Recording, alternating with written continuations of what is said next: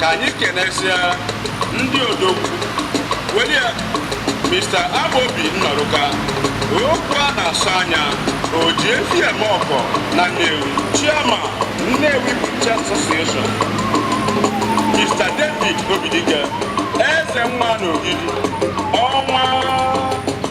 Anyị na-ekelezikwa Barrister Chinyere Chidolue oju na-eme ọkọ na Asaba. Anyị ebula egwu gaba na Spain ka anyị kelezie ndị na-emere anyị ife na Spain, Mr. and Mrs.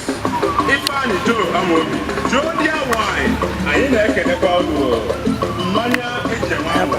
Anyị na-ekelekwa Barrister Remy Ilona, President Igbo Israel Youth Movement. Igbo amaka mma, Igbo amaka mma, Igbo na-agbasi mbọ ike, Igbo amaka mma, Igbo mgbe mara anyị, Igbo amaka mma, Igbo na-dutu n'ọlụ, Igbo amaka mma, Igbo mgbe mara anyị, Igbo amaka mma. Adịla n'Igbo anyị nwere ndị eji ibili, anyị nwere ndị na-ejeje abata ihe. Abịa na anyị nwere ndị eji ife, eji ife ya na atụ okwu abịa. Anyị nwere ofe mmadụ, anyị nwekwara nnukwu ndị o.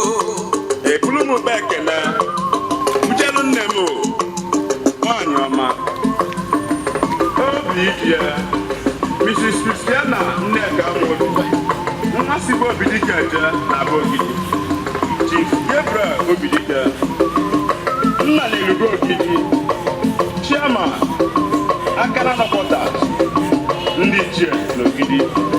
Aga m echefuzi nna m ukwu His Royal Highness Igwe Chidubem Iweka eze Obosi aka m dịkwa n'elu Mrs. Ogechukwu Chinenye Amobi ife abatago ọkwa ga-esi m na-aga n'ilu.